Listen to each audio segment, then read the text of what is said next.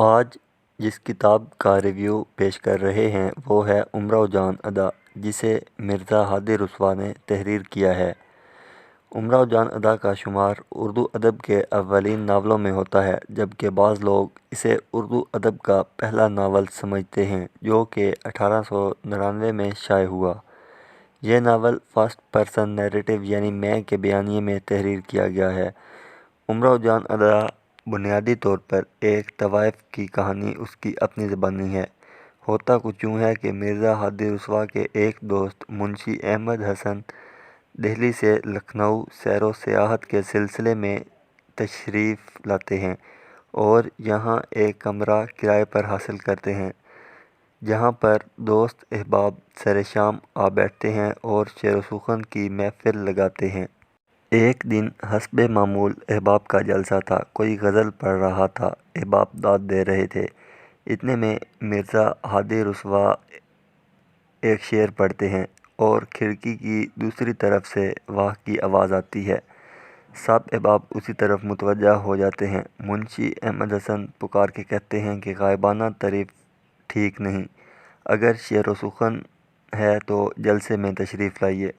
اس کے بعد امراؤ جان ادا، جن کا تخلص ادا ہے، وہ مرزا ہادی رسوا اور ان کے دوست شاعری کرتے ہیں اور اس ناول میں ان کے اشعار بھی شامل کیے گئے ہیں، جو کہ اس ناول میں مزید نکھار پیدا کرتے ہیں۔ شاعری کی محفل کے بعد مرزا ہادی رسوا امراؤ جان ادا سے کہتے ہیں کہ وہ انہیں اپنی زندگی کے دکھوں کی کہانی سنائیں، تو پھر امراؤ جان ادا اپنے ماضی کے جھروکوں سے بتانا شروع کرتی ہیں کہ وہ کس طرح فیض آباد میں اپنے ماں باپ اور بہن بھائیوں کے ساتھ رہا کرتی تھی اور اس کا والد جمعدار کے عہدے پر فائز تھا اور ان کا شمار فیض آباد کے خوشحال گھرانوں میں ہوتا تھا۔ اس کے بعد دلاور خان اس کے والد سے چپکش کی وجہ سے بدلہ لینے کے لیے اسے اغوا کرتا ہے اور پھر اسے 125 روپے کے عوض لکھنؤ میں خانم نامی طوائف کے ہاتھ فروخت کر دیتا ہے۔ اس کے بعد اس کا نام امیرن سے امراؤ اور پھر امراؤ جان ادا ہو جاتا ہے۔ اس کے بعد وہ لکھنؤ میں اور اس کے گرد و نواح میں ایک مشہور طوائف بن جاتی ہے اور مختلف نواب اسے اپنے شعر و سخن کی محفلوں میں مدعو کرنا شروع کر دیتے ہیں، لیکن وہ اپنے اس کام سے خوش نہیں اور کہتی ہے کہ اس سے تو اچھا تھا کہ دلاور خان اسے قتل کر دیتا۔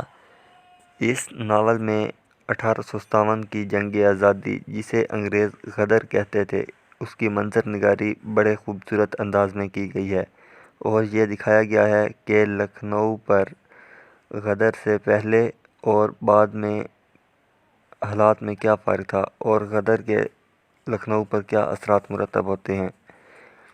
اس کے علاوہ اس ناول میں لکھنؤ کی تہذیب دکھائی گئی ہے کہ لکھنؤ کا معاشرہ کس طرح زوال پذیر ہوتا ہے اور لکھنؤ کے نواب شعر و سخن کی محفل کے کس قدر دل دادہ ہوتے ہیں۔